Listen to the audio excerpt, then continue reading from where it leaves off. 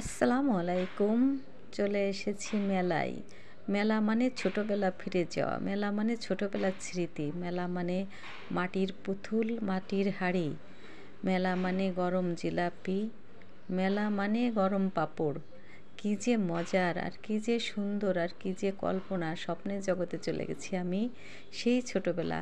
আগে ছোটোবেলায় যখন মেলায় যেতাম, গ্রামের মেলা, মফস্বলের মেলা, তো ওই মেলাগুলোতে এইভাবে মাটির পুতুল, আগেই যে আকর্ষণ থাকতো মাটির পুতুল, মাটির পাতিল কেনার জন্য, তো ব্যস্ত হয়ে যেতাম।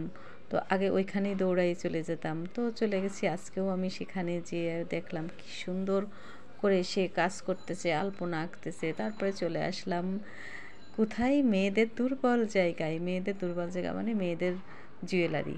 মেয়েদের জুয়েলারিকে যেখানেই থাক না কেন, কিনুক আর না কিনুক, এখানে থেমে যাবে। তো আমিও থেমে যেয়ে একটু দেখলাম, ঘুরে ঘাড়ে দেখে অনেক সুন্দর সুন্দর সব জুয়েলারি, দামও অনেক বেশি।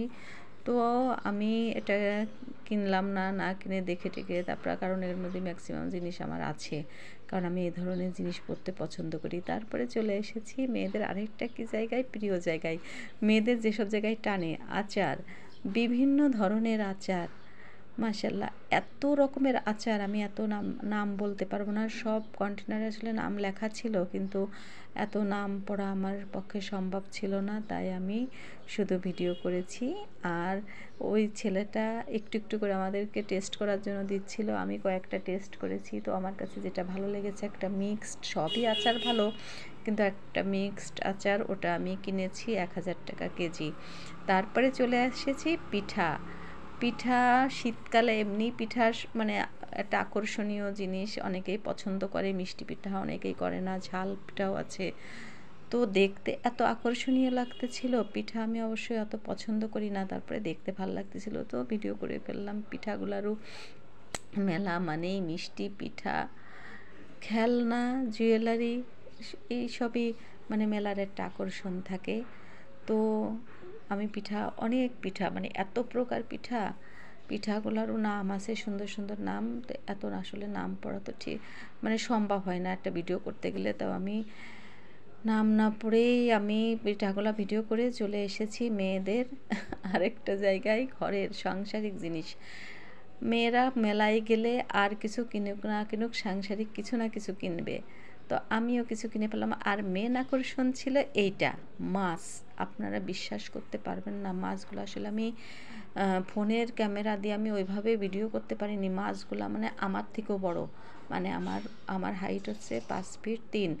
তো সে একটা মাছ 5 ফিট, 5 ফিট 2, 5 ফিট 3, 4 এরকমের। তাহলে এবার বুঝতে পারছেন যে কি বড় মাছ। এগুলো সব সামুদ্রিক মাছ আছে, কিছু নদীর মাছ আছে, পাঙ্গাস, কুরাল, কাতল, বড় বড় চিংড়ি, বড় বড় বাইম মাছ। এক একটা মাছ মনে হচ্ছে 4 ফিট 5 ফিট, এত বড় বড় বাইম মাছ। তারপর আছে রূপচাঁদা, রূপচাঁদা মাছ আছে প্রায় হাফ কেজি ওজনের। তো সবচেয়ে বেশি আকর্ষণ ছিল কিন্তু এত বড় মাছ, এই মাছের এখানে এত ভিড় ছিল। পরে আমি মাছগুলো দেখে তো অবাক। তো মাছ মানে এত বড় মাছ, মানে খাওয়ার থেকে দেখতেই সুন্দর। আর আমি এই এত বড় মাছ দেখে কিনলে আমি খেতামও না, মানে আমার মাছগুলো দেখেই মনে হচ্ছিলো এটা মাছ না, অন্য কিছু। আসলে আমি মানে আমার ক্যামেরার মধ্যে এত বড় দেখা যাচ্ছে না, আপনারা যদি প্র্যাকটিক্যালে দেখতেন তাহলে বুঝতেন যে কি বড় একটা অবাক। তো এই মাছটাই ছিল হচ্ছে মেলার আকর্ষণ। মেলাটা হচ্ছে চীন মৈত্রীতে, এশিয়ান মেলা।